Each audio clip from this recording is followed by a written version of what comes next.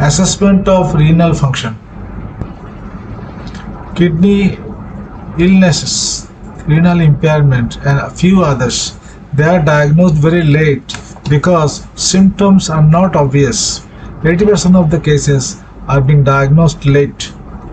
So, to know the kidney function by creatinine-based GFR has plenty of fallacy. Creatinine is raised when 50% of the nephrons are lost, and it is not a reflection of the renal function in under 2 years, and it is influenced by the muscle mass, dehydration, protein intake, and plenty of other factors.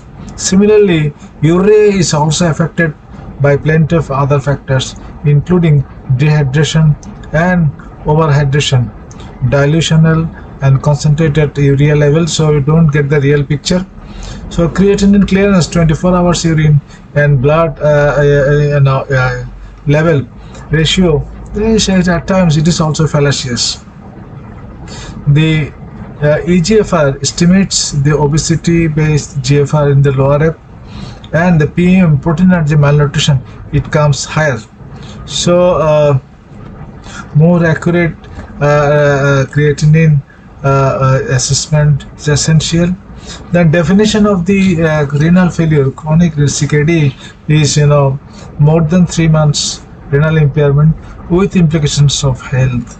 And in CKD, creatinine-based criteria, your electrolyte-based criteria, renal histology, transplant, and structural abnormality, functional abnormality, plenty of other things. 6 things are being taken together to diagnose the chronic. People are in dilemma. The replacement, the newer biomarkers like cystatin C, it is found useful in below 2 years old, but it has also some fallacy because it is influenced by your systemic inflammatory conditions, your malignancy, hypothyroidism. Moreover, simple one sample is not conclusive in the cystatin C level, so you have to take 2 samples, urine and blood, and thereby urinary clearance is a laboratory based diagnosis, it's not the clinical diagnosis. So DTPA and the DMSA, these imagings, MAC3, these imagings are useful, good, more accurate than your creatinine based GFR, but they have also plenty of fallacy. Globally, they are not in clinical practice of day to day. They are used to diagnose the long standing chronic cases, to know this excretory pathway involvement and your glomerular pathway involvement, and little bit of function. And in long term acute case, you need some markers. So thereby people are really in dilemma.